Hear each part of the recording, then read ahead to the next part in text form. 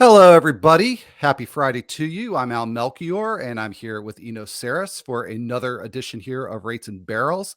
Thank you so much for tuning in. And this is a fun one, Eno. I know you're excited. I've been excited about this. Eno talked to Cardinals outfielder Lars Nootbaar. Really cool, interesting interview that we will get to a little bit later on in the program. We'll talk a little bit about some of his training that he's been doing and kind of generalized from some of Nootbaar's trends to maybe some other players. So a lot of good stuff to get to here. Just want to remind everybody that the 2023 fantasy baseball draft kit is out on The Athletic. Go to theathletic.com/rates and barrels to access that and everything on the site for just $2 a month for the first year. So a great deal. Make sure you take advantage of that. So, Eno, I know you've been chomping on the bit to talk about this interview here. So let's start off just by just kind of refreshing our memory and everybody's memory on exactly what the journey has been for Lars Nootbaar. So a big breakout last year, but something that I think has been in the making for a little while. And again, he talks about this in his interview with you. But what are the key things as we look ahead to 2023 that the trends that we should focus on for Nootbaar?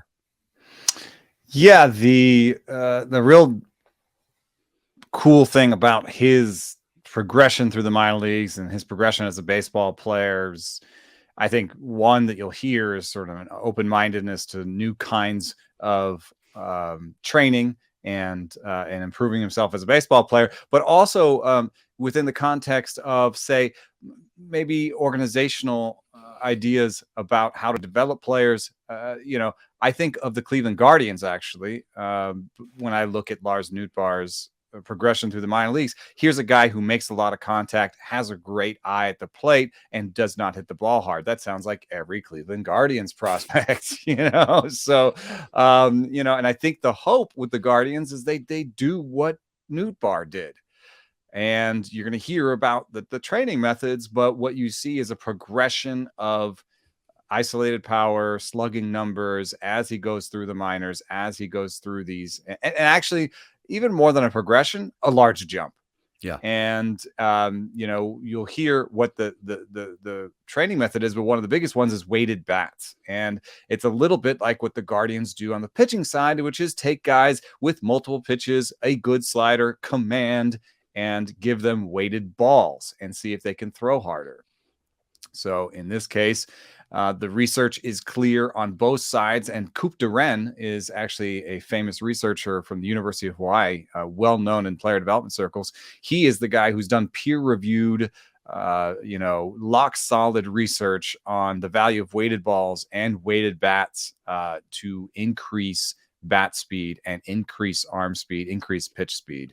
And so there's a real corollary there. And what you see with Nootbaar at the major leagues is just a real culmination of all those skills, where last year he had a better than average strikeout rate, a way better than average walk rate, a better than average isolated slugging. Almost everything worked out for him except for the batted ball luck. And, I think some of the new rules will help him there. He's a lefty. But you see a 12% barrel rate, a 113 max EV. That's up from a 109.5 in 2021. Basically, all his power numbers are exploding. Well, and I don't think you can understate rather the magnitude of that explosion. If you go to his stat page, I'm looking here on Fangraphs. Take a look at 2019. Which he split across three levels, A, high A, and then double A. And not a lot of power at those last couple of stops. And the last stop, double A Springfield, that is a hitter's park. Now, he only played 33 games for them, so figure he had, 15, 16, 17 games in that park, but he did not homer a single time and had an 043 ISO in 2019 at Springfield. That's outrageous. So for him to get from that point in 2019 to the gains that he made when baseball, minor league baseball came back in 2021. And then of course, what we saw last year, it's remarkable. Yeah. And it's just, it's hard to translate into how do I find sleepers like this? But it is one thing that you can do is look just at strikeout leaders in the minors that haven't had that power breakout. I think if you think about it, the Jordan Groshans trade from the Blue Jays actually makes a little bit more sense, under this light, where you're like, hey, he makes a lot of contact at Double-A. He's right there near the big leagues. If we can just coach a little more power out of him, that's going to be great. Maybe a guy like Joey Ortiz, the Double-A shortstop for Baltimore. Those ISOs are creeping upwards. Like maybe there's going to be a big power step forward for him at some point. People talk about Parker Meadows. Is the power enough? Well, the power, the contact and the patience are really there. It's one reason why I do prefer minor leaguers that have good strikeout rates, because when they put it all together, it can look really exciting and it will have a better batting average. Yeah, and yeah, that's obviously it's a risky approach, but like you gave the example of Groshans, and he hit a lot better with the Marlins in that brief call-up last year than I certainly would have expected, and maybe that's exactly what the thinking was there in that organization.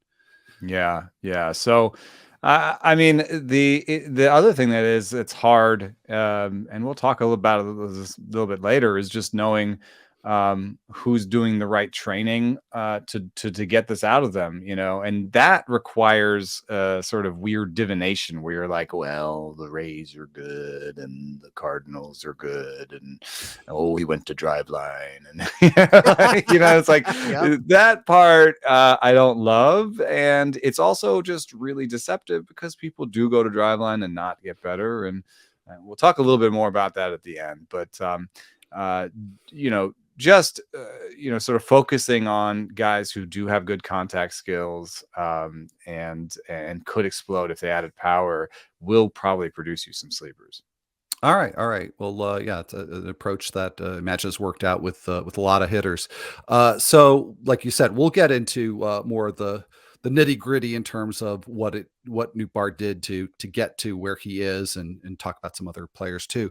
But before we get to the Nootbaar interview, I just think it'd be helpful, certainly be helpful to me, to be honest, to talk a little bit about some of the things that you discuss with Lars. You talk about trying out a K vest yourself, what that experience was. And, there's a lot of different things that one could do at Driveline. So before we go to the interview, probably a primer would be something that could be useful here. So what are some things that we should know going into this interview?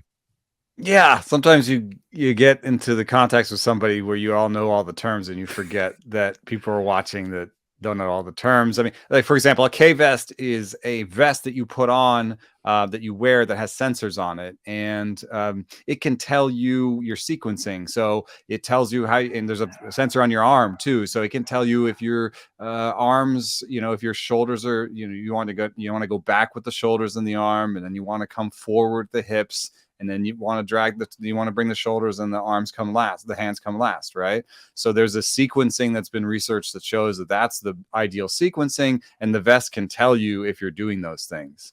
So it's just such a wearable technology. But other things that he'll talk about that are important are weighted bats, and I just talked about them a little bit. I think you can understand that pretty well in the context of weighted balls. They look like regular bats, but what's interesting is there's over and underweight, and the idea is that an overweight bat sort of works you out in the baseball sense. Like you're taking swings, and you take a lot of swings, and you get tired, and then you recover, and then it's easier, right? Like it's working out in the baseball sense, instead of doing a bunch of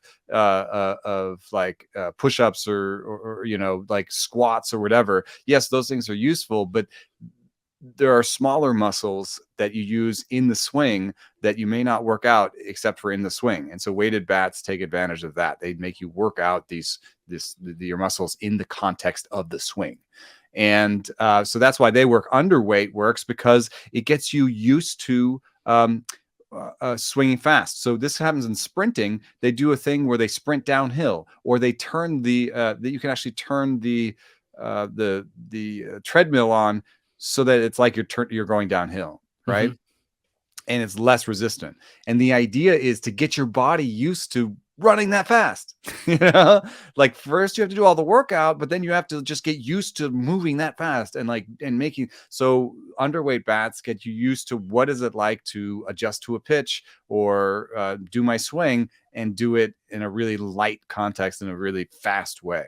And so you by toggling that overweight and underweight, you advance. And then one of the last things is what the environment looks like. I mean, we both did the motion capture where you take your clothes off, you take your shirts off, and when you put little balls on you, I put balls on your hat, and these little balls are captured by the cameras, and then they can reduce you to a skeleton, and then they can say, oh, you're like they told me my minus pelvis and this and that. So you get a readout and it tells you what to work on. The nice thing is, in this context now, in player development now, you can say, okay, here are 5 drills. Here are the things we want to see out of your biomechanics, right? Here are 5 drills we think will work. You can do those 5 drills, or here's 1 drill, try it, do the biomechanic assessment again. Well, that didn't do anything.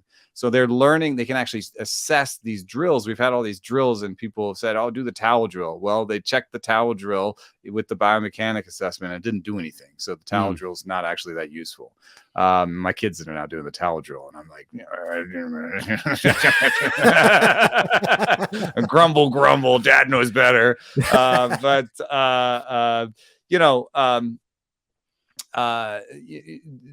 That's the idea is you do this biomechanical assessment, you do a bunch of drills, you get in front of the machines, the guy tells you, I want to see a 78 mile an hour bat speed out of this, and there's a little marker there that says spits out your bat speed every time you do it. And there'll be a training session. It's not every training session, but there will be a training session where everything Lars Nootbaar is doing is swinging as hard as he can and trying to get that number to 78. Yes, in the context of a ball coming at him and him trying to hit it. Yes, still in a baseball context, not just like swinging to see what the number gets. Like still in a regular, I'm trying to see this pitch and hit it. But after the pitch, he doesn't even look where the ball went or what happened. He looks at the number that says his bat speed, because that's what that training session wants to do. Yeah. So you'll hear him talk about different training goals. Those are different training sessions, different years to years. And I think his conversation about, he worked with John Soteropoulos at Driveline. You'll hear their growth, and I think their growth as a player and coach really mimics some explosive growth in the hitting space recently. Finally, hitters are kind of taking advantage of all the tools that pitchers have been using. So we're now hearing much more about weighted bats in the news. And here's an interview with a guy who just really exploded based on his use of weighted bats. All right, here we are with Lars Nootbaar, soon to be star outfielder for the Cardinals. We got to know each other. I met you at the AFL by the batting cage. We talked a little bit about how you were taking control of your career and trying to get better. Then I saw you when I was visiting up in Driveline, and I saw you doing some of that stuff. So could you tell me a little bit about what you spent the offseason doing at Driveline this season and last season, and how you got there? Like how did you end up there?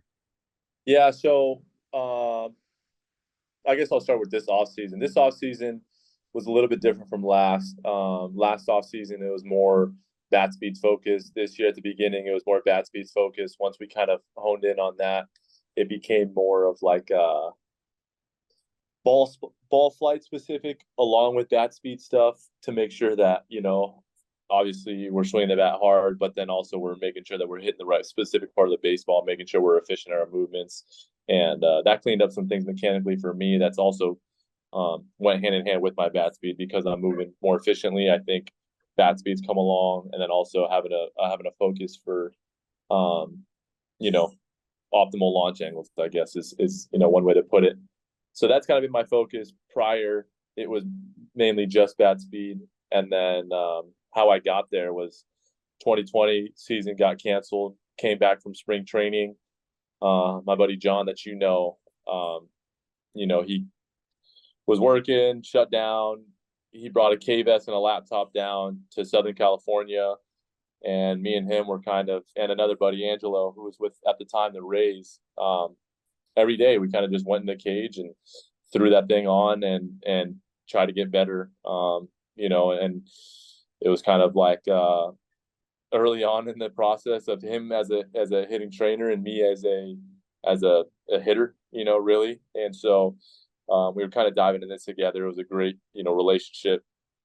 We had a friendship obviously before, but he kind of used that, and we both used it to get to where we are now. But it was pretty cool. It was during the midst of COVID, we weren't really doing much else, just kind of hopping fences, finding wherever we could, and just kind of getting to work.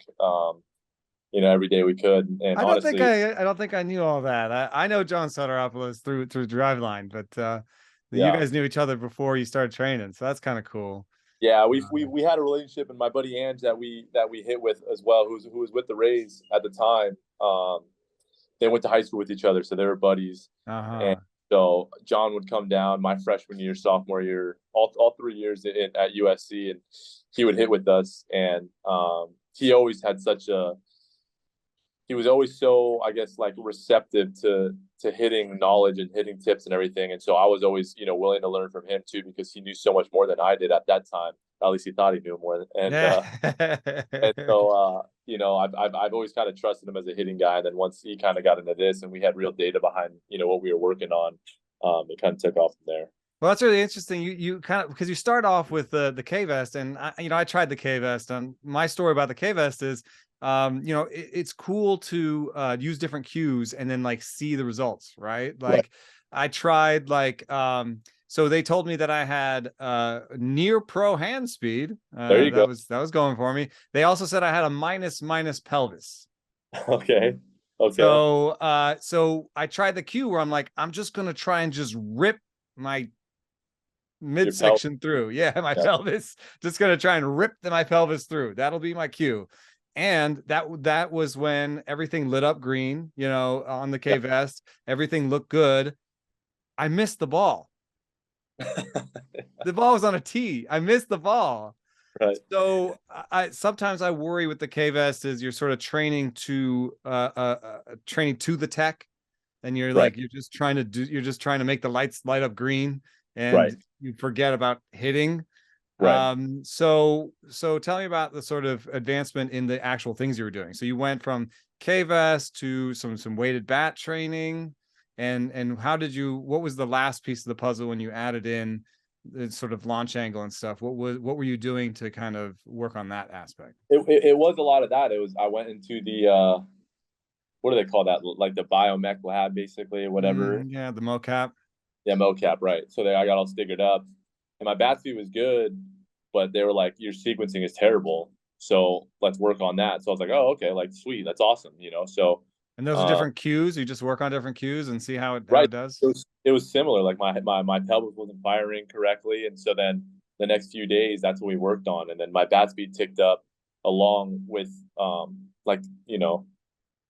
exit velars or launches, whatever. Like my body was just able to move, and I was able to be more consistent in my swing because I had a cue to work on to help myself move more efficiently. And so, again, me and you are very similar hitters in that sense. But yeah, I'm just about to play with the cards, I think. Right, exactly.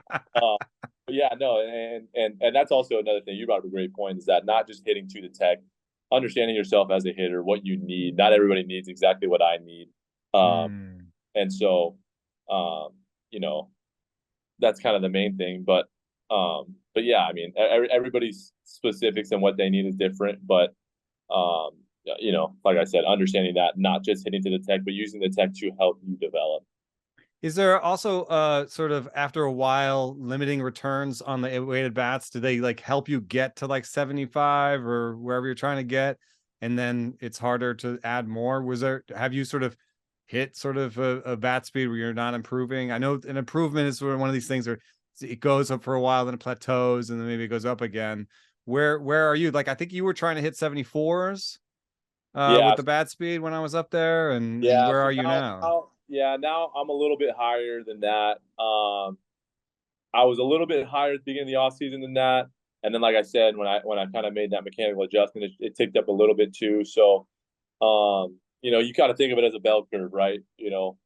When you start like I did at one side of the bell curve, there's only one way to go, and it's up. And the gains are much quicker. So now it's kind of, trying to get a little bit better every single day, in terms of bat speed. There's obviously I need to be a much better hitter completely, but in terms of the bat speed training, that's kind of what we're focused on. And so, the gains do you do less of it now?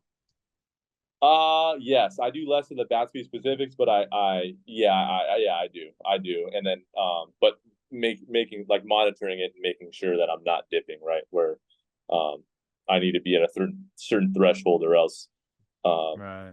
John or Andrew is not even going to let me swing. So, Well, I heard some interesting stuff too about this idea that, when you do the mocap, they'll talk to you about your hip shoulder separation. And that's really important for hitting. It's people talk about the rubber band. You're trying to sort of stretch the rubber band so that you can have more bat speed, have more trunk speed, right? That's Right. the idea, even for pitching. It's just sort of separate the shoulder and the hip, and the bringing back together is where you get that speed from. Yeah. What helped me was that my dad, he trains pitchers, and he's worked with Tom House for a long time. And so, that's another thing I didn't know about you. That's cool. Yeah, it's like he's told me about that on the throwing side for so long. And I played, obviously baseball growing up, also played football. So, what's cool with that is that, Brady and Breeze and, obviously now Dak, and they've got so many the quarterbacks that I was able to do those drills. And so being able to, for me, understand that from the throwing side and then make that adjustment on the hitting side is kind of, where for me, I think I've benefited from my dad having that background and understanding that stuff too. Yeah, but there's this fundamental difference in hitting, which is when you're pitching, let's say I could have the most hip shoulder separation possible ever, Right. I can snap that together and release the ball because I decide when I want to release the ball.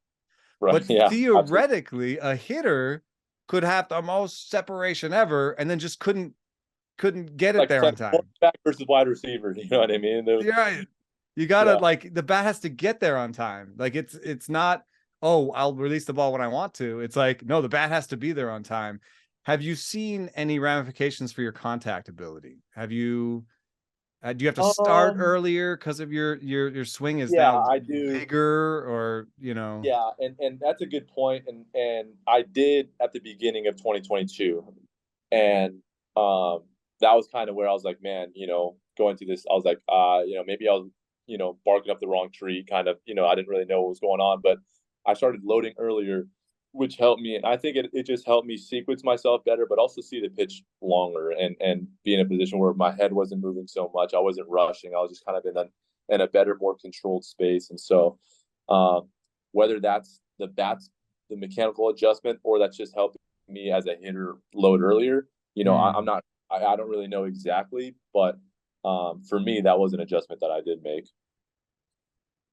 So cool. I saw you, I think that your favorite, if you're talking about sort of ideal launch angle and stuff, your favorite hit is, like 110 to the pull side in the air, right? Something like that. Yeah, if I could do that all the time, that'd be great. Yeah. So I think to some extent, you're gonna like some of the shift rules because you're gonna be hitting on to that side a little bit. But you are in the unique place, not unique, but you're in this place where younger players are, where they've seen some of these rule changes. Younger players have come up through the minor leagues, have seen the bigger bags. I don't know. What have you seen? You've seen bigger bags. You've seen bigger bags. Done the pickoffs over to first, or I guess all the bases. Yeah. Pitch clock, hitter's clock. Did you ever see automatic balls and strikes? No, or No. I did. Excuse me, I did at one place spring training complex in the Arizona Fall League. So it's just like a game. Yeah. So you've got these other things coming, and I just wondered, one thing that stuck out to me is, if people don't really talk about this, is that the hitters have to get in the box. They have about 8 seconds. Were you surprised that you had to be like, oh shit, I got to get in, or were you fine? Did you see a lot of other hitters be like, they weren't fast enough to get in the box? And Yeah, it was pretty bizarre seeing it. Guys are just like there's walking straight up to the dish. Stepping out is kind of like you're like, you have like anxiety stepping out of the box in between pitches because you're like, oh shoot, I got to be back in here. Then I saw some guys get rang up to end innings because they weren't set, quick enough. And so it's going to be an adjustment for sure, especially at the big league level. Guys have their routine. They've done it for so long. It's more of, something that guys that have been up there for 10 years have kind of, grown to be a part of their routine, or their pre-bat routine, or whatever it is, if they take their time. And so I'm interested to see how it'll be being a younger guy and having some of the experience with it. I think it'll be easier for me to just adjust to it because, it is what it is. But for some guys, there's, they enjoy it, and there's a little bit of an art to it too for them to do it. So, I mean, it'll be interesting. It'll be interesting for sure. I took my kids to San Jose, and they pretty much liked it. How did you? I like the pace. It's more baseball and less standing around. Did you have an opinion about what it felt like? I didn't mind it, but I didn't like it as well. I really don't have an opinion on it. I get it. Like, it speeds up the game and does all that. The only thing for me is, like, as a hitter, the mind game between a pitcher and a hitter, where there's like sequencing, right? Like, during a certain at bat, okay, he did this. I think he's going to do that. So it takes a little bit of that away from it, where you don't have as much time to process it. And so, the game will be faster for sure. But it might be a little different. But it may be a little different, and who knows? And I'm sure, the league will do something to adjust or whatever, if something happens. But I understand it. I get why they're trying to do it. We'll see. I'm not going to say yes or no to that. It's just, I'm curious to see how it's going to be, because easier to make an adjustment in the minor leagues than the big leagues, I think, as league wide. And then when you were on first, with the stealing rules, like, you're kind of in an interesting spot where you're like, you're not like a Turner burner, like a Trey Turner, but like, you've got speed. Did you feel like you wanted to take off more? I mean, I think you had like 2 stolen bases in the minors. Yeah, it was like it's so weird. Like, you're like thinking about it differently too, because the bigger bases is nice because you're like sliding it. If you go toe in, it's great because it gives you that extra couple inches or whatever. But like, mentality wise, I wasn't down there long enough to really understand. But like, some guys were like abusing it in the fall league. Like, I saw like getting picked up, and then they're taking this huge lead, leaning back to the pitcher or whatever. It was just like a cat and mouse game over. So, which is nice. Like, it'll bring back an art of the game that I don't think has been there for a while. I think the Cardinals specifically do a good job of that, and we've had base stealers, over the past couple of years that I've been up. And so, but yeah, I think some of that value will get brought back up. And like you said, you're kind of all in there. Yeah, with the shift, you think it'll be good. It'll be good for you. I'm all in for the shift. I'm all in for the shift. I've made some, like, again, hitting wise, like I've made some adjustments to not necessarily have to rely on the shift. So I was like, okay, of course now, they're doing it, but I think all in all, it'll benefit me. So I can't complain. Yeah, the outfield there is pretty interesting because you guys all have a little bit of speed. None of you would maybe be like 30 base stealers in a normal year, but I could see all of you stealing a little bit more than usual. Yeah, for sure. All right, so that's pretty interesting to get an idea of where you're at with the new rules and the new season coming up. I wanted to. Do you think you would have fallen into some of this new type of training without knowing John? You think that was just almost like a happy occurrence? Like, how? Yeah. Like, is there another another universe that you didn't do any of this? Yeah, potentially. There potentially is. I think I was always curious enough to try and find a new way of training. Again, when I started, it was 2020. It was pretty dang early for them, even with hitters and stuff. The whole weighted bats thing, and so You know, I don't know if I don't do it, but I'm definitely glad because I definitely got a kickstart out of it. And it's what's funny is that I wasn't invited to the alternate site, but which obviously was a bummer for me. Season was canceled, but I really do think that, you know, you got to kind of make do of what you got, and that's part of why you ended up at Driveline the whole time. Yeah. So me and John kind of just like spent all 2020 just like in empty cages, kind of hiding out from everybody and kind of doing that. And so, you know, it's funny. We do things a little bit differently today than we did back then. I think we have more information and more knowledge, but it's pretty, yeah. But what's it like when you talk to other hitters about what they're doing? Like, do you have a sense of like, oh yeah, there's a couple guys in our org, a couple guys I know who like do the same kind of trainings I do, or there's nobody, or like does it come up? Like, you guys got to talk about like what you've been doing or what you do. Yeah, for sure. And now like guys are starting to trickle in and you know, a lot of guys are using tech or video or whatever, and then, you know, guys know their swing so well that, you know, a lot of them have a good idea. I like to listen to everybody, but, you know, like Nolan, for example, Nolan went to Driveline too. Right. So I like talking to him. You know, he's always sending me video and stuff too, so it's pretty cool. And so just more and more every year, right? I would say so. But I mean, I talk to Nolan on a daily basis, you know, so it's like whether it's hitting or whatever. But having him, you know, we talk and work on a lot of stuff together, and so with him, it's nice. But then, you know, there's guys that don't do it, don't need it, and, you know, they're awesome, and you know, like Nolan's a cage rat, swings 1,000 times. Goldie doesn't necessarily do, you know, like swing as, you know. But one thing the Cardinals were really good at last year was pulling fly balls. They were like, I think, you know, top 2 or something in the league and pulling fly balls. So like, yeah. You know, Jeff Albert had something to do with it, and there was a bit of a hitting philosophy in general. It wasn't, you know, wasn't just a couple guys, I think. Yeah.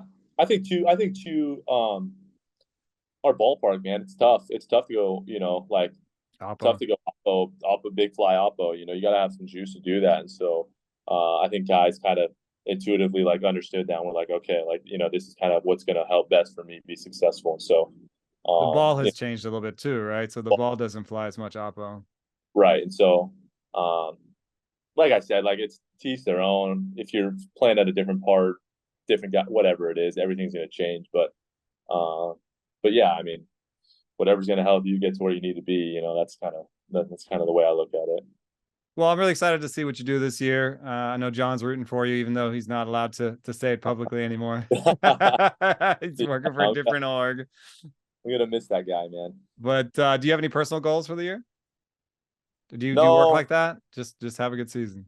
Yeah, I mean, it's day to day for me. You know, with John, it was just chasing barrels. That's what we did. You know, hopefully, batted ball luck wasn't with me last year, so I'm not gonna. You know what I mean? So you want that 12% barrel rate?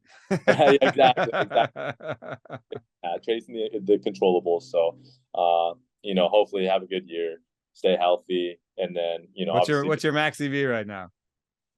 I don't know. I don't know. I mean, it's training so different than in the game. In the game, I think 113 something. So I gotta get. I fouled a couple that were harder than that too. So I gotta make those fair. All right, there you go.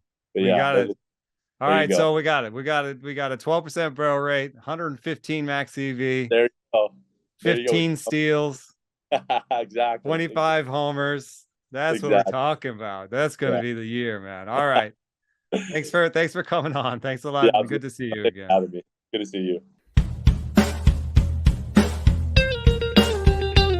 Great stuff, Eno. Really, really enjoyed that. I'm sure everybody enjoyed that interview with Lars. And also very cool that, you know, you before the interview, you referred to your minus pelvis, but hey, came away with some pluses too. Yeah. My plus hand speed, but didn't hit the ball. You know, that, you know, everything has to be done in the context of baseball. And you know, I think that's what the growth has been a little bit like early on.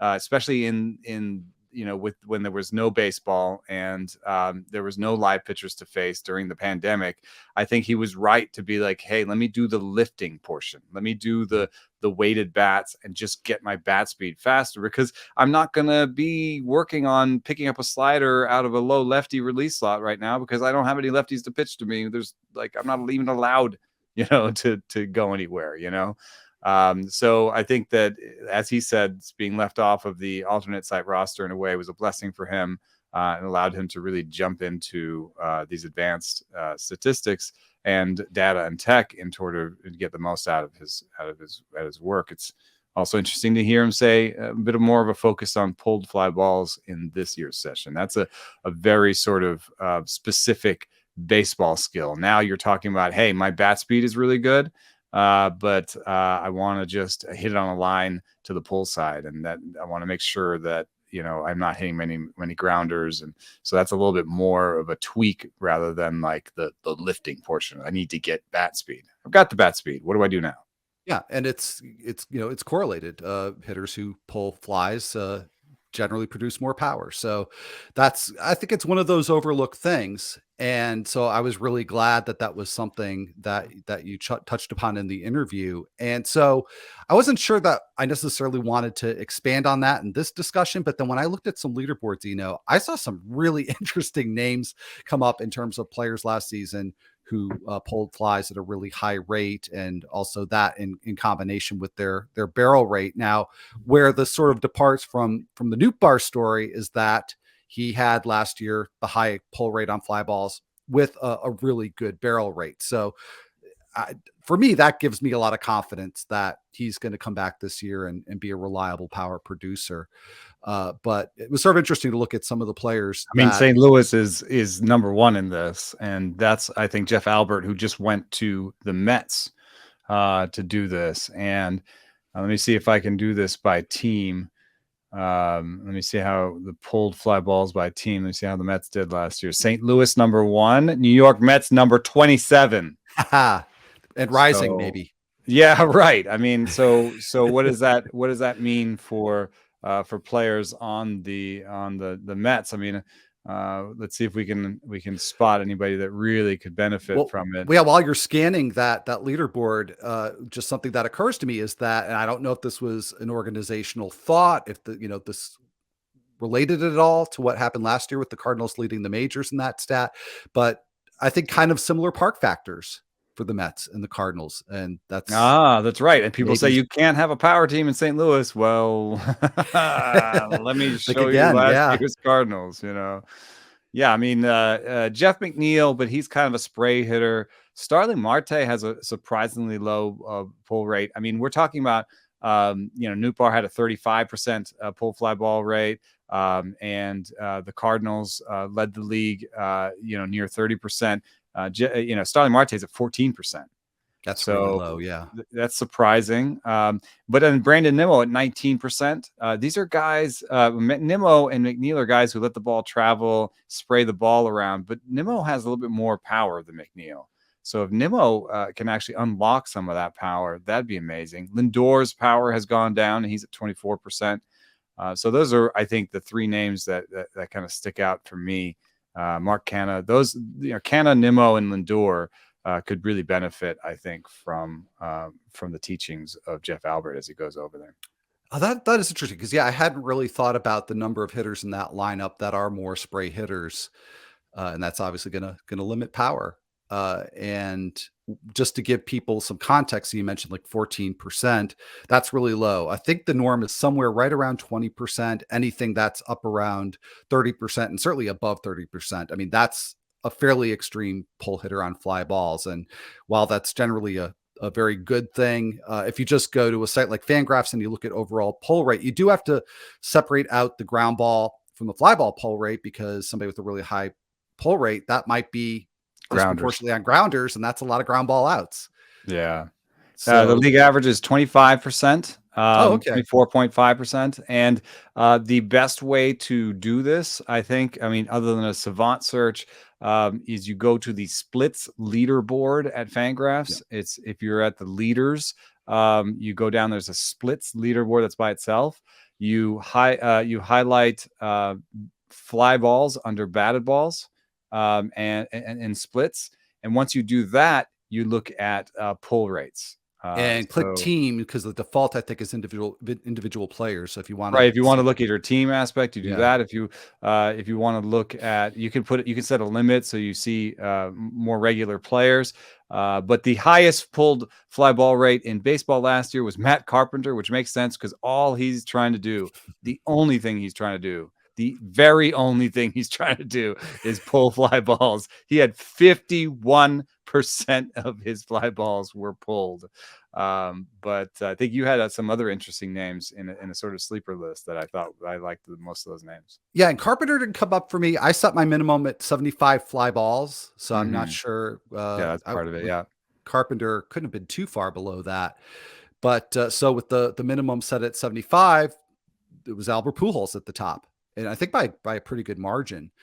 And it was 5 of the top 16 in those rankings were Cardinals, and 200 some odd, I want to say like about 260, maybe 240 hitters that reached that threshold of 75 fly balls.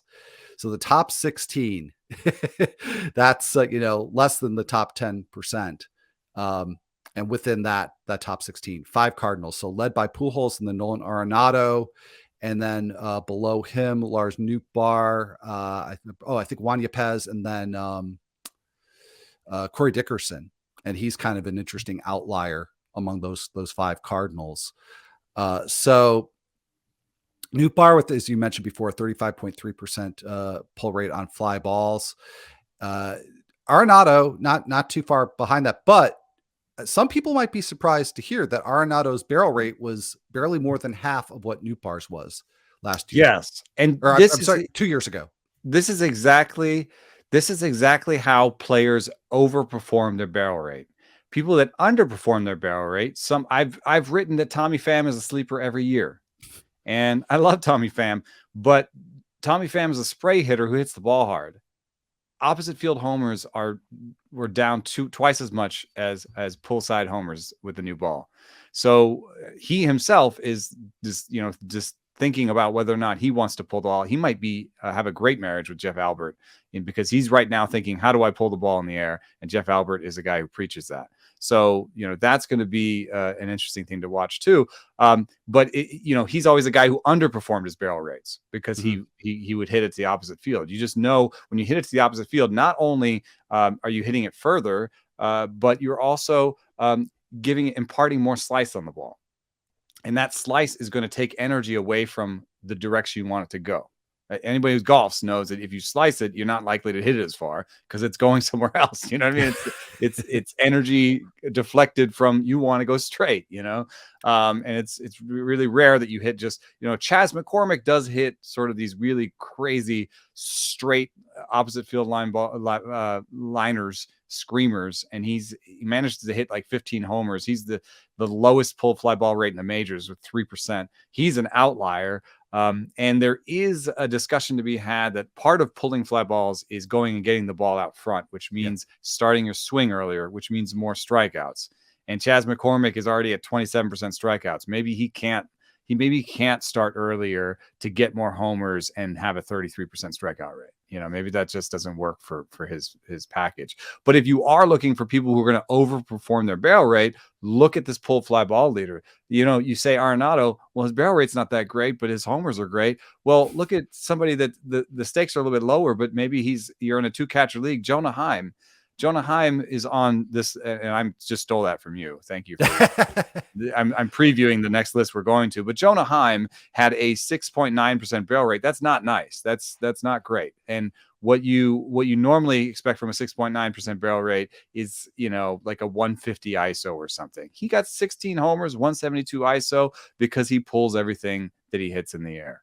And that's something you'll see when you look up and down this next leaderboard you've got. Are people who are overperforming their barrel rates, and this is why. All right. Yeah. Good preview to that. And we will come back to that in just a moment. I just want to provide a little additional context because I'd made the comment that Arenado's barrel rate was about half of Nootbaar's. And that was true in 2021, 6.7%, comparing to Nootbaar's in 2022. But if we do apples to apples, 2022, it was a little better than half of Nootbaar's, 8.2%. But that's, that's still a pretty mid-range For barrel a rate. 30 homer hitter. Yeah. Certainly not what you would expect in terms of that. But to me, there's an interesting comparison to be had with Juan Yepez because his barrel rate's a little bit higher, or it was a little bit higher than that last year in his rookie season. And, obviously there are more playing time concerns for Yepez than there would be for Arenado, different position, of course. But in NFBC drafts so far, Yepez is outside the top 300. And given the power potential that maybe he didn't completely make good on last year, but that he's shown in the minor leagues, and given the batted ball profile last year, a lot of pulled flies, pretty decent amount of raw power. Is he somebody that maybe we should be targeting a little higher or waiting on as a sleeper? Yeah. I mean, I was just on radio in St. Louis and, and talking to people who know the depth chart a little better than I do. I had assumed that there'd be a loser between Tyler O'Neill, Dylan Carlson, and Juan Yepez if Jordan Walker makes the team. But there's a sort of growing sense that they can all make the team. That with the DH as it is, with certain handedness, with somebody having to cover center, that it'd be okay to have 4 outfielders and Juan Yepez, to have basically 5 guys that handle the outfield and DH. Especially with Juan Yepez, being able to play first if Goldie needs to DH or take a day off. So that does seem to be the kind of modern roster making where you have that flexibility at every position. And it does give you a chance to kind of give Jordan Walker this chance and see if you're catching lightning in a bottle and a superstar, right away out of the gate. So that's I think what's keeping Yepez down is this idea that Walker's going to make their team, and that means there has to be a loser between Juan Yepez and Dylan Carlson, or Dylan Carlson, Tyler O'Neill, and Juan Yepez. That there's somewhere in there's a loser. Well, that's some interesting insight into the depth chart, and I think that makes him a good late round flyer. You can just monitor that as we go along in spring training here. But if he does come away with something close to an everyday job, I think he could be a real steal in drafts. But let's get back to that leaderboard that you were referencing a little while ago. Jonah Heim is on it, but these are hitters, just a handful of hitters who have had pretty extremely high pull rates on fly balls in 2022, 34% or higher. But with the barrel rate below 8%. So maybe just a hair below that Arenado level. And of course, the lower the barrel rate, then the less good they can make on the pull rate. And actually, let me start at the bottom. Because we'll start at the top because he's the patron saint. All right. That's like, I was going to make a point. Corey Dickerson was a name that I mentioned before. Okay, you can start at the bottom. Start at the bottom. Barrel rate. It'll be a big reveal of the patron saint of pulled fly balls. See, all right. Well, let's little trivia for you listeners. See if you know who's number 1 on this list. All right. Well, interesting name. Well, actually, I don't have the list in front of me, so I'm not sure. I'm okay. Ha-Seong Kim, Corey Dickerson at the bottom, Wilmer Flores, Jonah Heim, Isaac Paredes, who's on all my sleeper lists, and I love him, especially in draft and holds, because he's got first, second, and third eligibility. I think he's going to take third base there because I think Yandy Diaz is. People ask me if I'm down on Yandy Diaz. I'm not down on Yandy Diaz. Except that I think that his glove is falling apart a little bit. I think he signed a first baseman's type deal. And so I think he's going to be the first baseman, and they're leaving third base open for Paredes, Aranda, whoever. We're going to see who. Aranda doesn't necessarily have the glove, so we're going to see who steps forward. I think it's Paredes.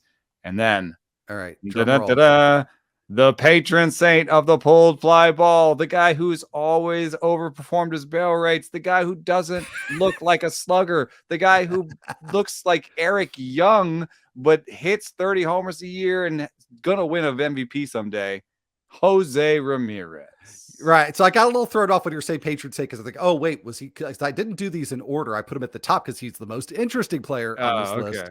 okay. And in fact, he's not number one because Pujols was number one with the sort that Right. I did. But But he's the he's always, patron like you saint said, because he's the guy who makes the most of it. Like, he's the guy that has yeah, been pulling fly balls forever. That's his whole approach. yep, And he's why Nootbaar makes so much sense, and why the Guardians were somebody I came up with, because it's like the Guardians and José Ramírez, they have a guy who makes a lot of contact, has good eye at the plate, doesn't have much power. Add some add some bat speed to it and some pull fly balls, and bam, you have José Ramírez. Like, everybody should be trying to follow that model. But let's not bury the lead here, because he's the patron saint of the pulled fly, or certainly up there, one of the elite from year to year in that regard.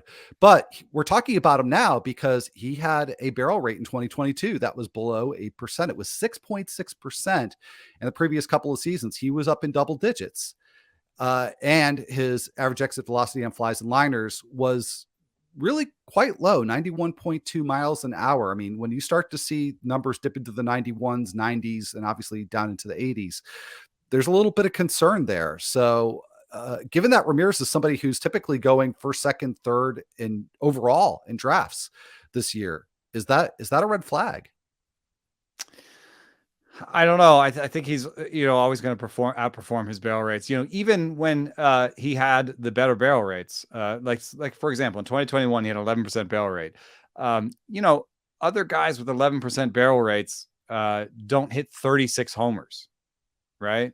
Right. So, yes, he went down to 6.6. I think you'd project him for something like a 7% barrel rate, right? Because he's had these better years and he had a down year. That's how regression works, how projections work. They look at the last 2 years, they look at the last year. So I think he'd probably project him for a 7% barrel rate. Well, he had a 7% barrel rate in 2018. He hit 39 homers. So like he had a 6.6 last year, he had 29 homers. So I think he's pretty safe. What if he hits 28? You're not going to say, "Oh, I made a terrible pick," right? And then you've got all these the fact that he's a lefty that pulls a lot. I mean, he's not a lefty; he's a switch hitter, but he's going to hit lefty and pull a lot, and he does have speed. So there's all these rules that are coming together that should affect him in a positive way. He hasn't had a batting average on balls in play over 300 since 2018 because he's trying to pull fly balls. If he has a batting average on balls in play over 300, we could have him, have a season where he hits 285 with 28 homers and like 25 steals, so I think this will be a good year for him. And I think this is something that he gives us that we should listen to. It's hard sometimes to know always what to listen to. You listen to this and we come up with new stuff, and I've seen people be like stuff plus whatever, and I understand, like there is some sort of relationship between open-mindedness and cynicism when you come to these things. Maybe it works for José Ramírez, but maybe it does not work for everybody else. Yes, that's probably true. The Guardians have not produced another José Ramírez, and they've been trying to. But at the same time, open-mindedness has served me well in like sort of reading research. And I think it's served you well. I was really fascinated by some of the stuff you were looking into, the atmospheric, differences from game to game and how that played out. How do you feel about the sort of interaction between open-mindedness and cynicism when it comes to new research and new techniques and new ways, even in fantasy, of new ways of finding breakouts? Well, I'm well prepared to answer this question because actually I had a conversation with my wife. I think it was yesterday, and I was talking about some player or other that I liked as a breakout. I don't even remember who it was, but she said, yeah, but what did that person do in the off season? I'm like, well, I don't know. And that's always her response to when we have these conversations. And so, I said, even if I did know, I would probably disregard it because, I don't know what it means. I don't know enough to, to distinguish between player A that went to Driveline and player B that went to Driveline and, maybe did different things or did the same things differently. You know, Right. Or are different bodies that, it exactly. takes differently, you know? Yeah, so Yeah. I kind of let that stuff wash over me, and it's become sort of a meme and a joke, right? Best shape of my life. Uh, Yes. Is going to Driveline the new best shape of my life? exactly. So yeah, I probably I guess this is just a way of saying that I err much more on the side of cynicism, understanding that then I wind up missing out on breakouts that other people are able to Mhm. identify. But I just Yeah. I know what I know, and I like to think I know what I don't know, and try to stay within, stay in my lane, so to speak. Well, one of the things that's I think most difficult is when you have an like not an impartial delivery. So like a partial delivery, like a biased delivery, which is Driveline's going to tell us the good stuff and not the bad stuff, but also just an incomplete data set. So we don't know everybody, we're never going to know everybody went to Driveline because they sign NDAs with teams, and like we're just never going to know, like that. Not every player wants us to know we went to Driveline. So we're never going to know the entire thing. It's almost like these minor league batted ball stats where we're like, ooh, like this player did this or this player did this. Like, well, we don't know the full context because only teams have the entire minor league batted ball set. We are the ones that just have these little drips of, oh, this guy hit it 111. Oh, we're so excited. But the thing is, there are small sample things that can make a difference. So the things I listen to, and that might be interesting for anybody who's on Twitter all the time and seeing these videos and hearing, oh, he did this or did this. I'm interested when they say they added a new pitch. Mhm. I always find that interesting. And if you can then back that up with, oh, he actually threw it 10 times in his spring training start, that means he believes in it. Right. So now you've got a pitch he said he added in the offseason, and now you say he's believing it. In the age of data, that pitch is likely to be high stuff because all of these development labs are working with stuff plus numbers. Right. So Mhm. they're saying, let's build a sweeper. This is what a sweeper looks like. These movement profiles. All right. Did you do it? No. Try again this way. Try again. That's it. Do that. Do that. Do that. Do that. Now you come to camp, you have a sweeper. So Mitch Keller is an example. I think Mitch Keller is a great example because he didn't become an ace. He had a 4 ERA. He was a decent pitcher. But last year we heard from Tread that he added velo, he added a sinker, and he added a sweeper. He did all three of those things in the major leagues last year. He was the second biggest improver in stuff plus year over year behind Kyle Wright. And I think that was a breakout. I think there might be another level as he gets used to all those things. But those are things you can listen for. So did he add velo? This offseason?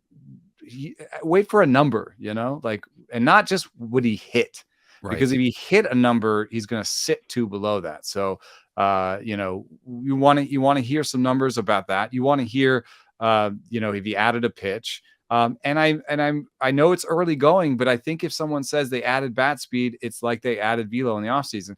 You don't have to necessarily jump that guy 5 rounds. Don't jump Gavin Lux 5 rounds because he added 6 miles an hour bat speed, because that's in a training environment.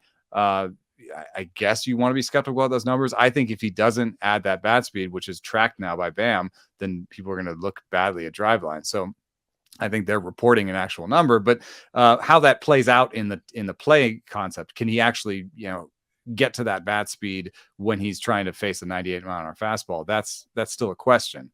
But am I more interested now than Gavin Lux than before? Heck yeah. Heck yeah, because he had great skills other than the bat speed. We have Lars Nootbaar as an example, right? Right. Of a guy who had great plate skills, could contact, good plate discipline, and had a bat speed and took off. And I've seen Gavin Lux's biceps, and I've heard the 6-mile bat speed. I think it'd be foolish not to incorporate that somehow. Like, am I going to make him my 5th second baseman in my rankings? No. But am I going to push him up against let me see real quick before we get out of here, but an auction calculator, projection system. I'm just going to use Steamer, second base. Gavin Lux it shows up 29th in a 12-teamer. Not draftable, says the auction calculator. I'm sorry, man. John Segura in here is a $1 player, and I'm fine with that, but he's going to Miami. Is he going to hit 7 homers and steal 12 bags and hit you 275 this year in a 12-team league? I think I'd rather take Gavin Lux and see what happens. Yeah, yeah. I mean, that's a particularly good example because yeah, Segura might get overrated because of having played in Philadelphia for a few years. And again, taking a look at the barrel rate and how that plays in different parks, and yeah, it's going to play less robustly in Miami. And just at most positions, definitely at second base, there's so much interchangeability when you get Yeah, close to the fantasy replacement level. Why not? Why, if you've got a right. piece of information on a player like Lux, why not make him your late round sleeper, your late round flyer? Like he's behind Jonathan Scope. He's behind Colton Wong, who's going to a park that has murdered hitters in the past. Yeah, So I think you can move him up against certain guys, and especially when you start talking about like bench dynamics, about like, okay, well, I've got my whole starting lineup, I'm looking for a sleeper, my weakest position is MI, Gavin Lux is out there, I can drop him if it doesn't turn out right. So that's the kind of impetus I use this on. I use it a little bit more for sleepers than top of the line guys. The top of the line guys have given us results that we can see year to year, that we can project. They're really projectable. They have high floors. I'm not moving them around a lot based on where they went to work out, Fair enough. I think excellent advice. And I like this approach, of not necessarily putting too much stock in these offseason reports, whether it's Driveline or some other place or some especially other vague, just he went right. to Driveline. Exactly. We don't know what to do with that I information. went to Driveline. And you've got plus I still throw 59. Yeah. So well, very, very cool stuff, So appreciate you doing the interview, and certainly appreciate Lars Nootbaar taking the time to join you and share all that information with us here. So really, really great stuff. If you do have questions for us about anything that we've talked about here, or anything maybe for a future episode, you can send us an email at Rates and Barrels. That's all spelled out, ratesandbarrels@gmail.com. You can ask in the comment section under this video on YouTube. You can find us on Twitter. It's not hard, especially Eno's just simply at Saris. I'm Al Melchior BB. I don't even remember anymore. Somebody must have had Al Melchior. I'm not sure why I added the BB, but there it is. Not the football guy. Yeah, that's right. Al Melchior FB is somebody entirely different. So you can find me at Al Melchior BB. So make sure that you find us there, or maybe even give us a follow if you're not doing so already. So also, if you're enjoying the show, please leave us a rating and a review on Apple Podcasts or Spotify, and barrel up on that like button if you are watching on YouTube. So, thank you so much. Thank you all so much for joining us. We'll be back here on Monday again. So have a great weekend, everybody.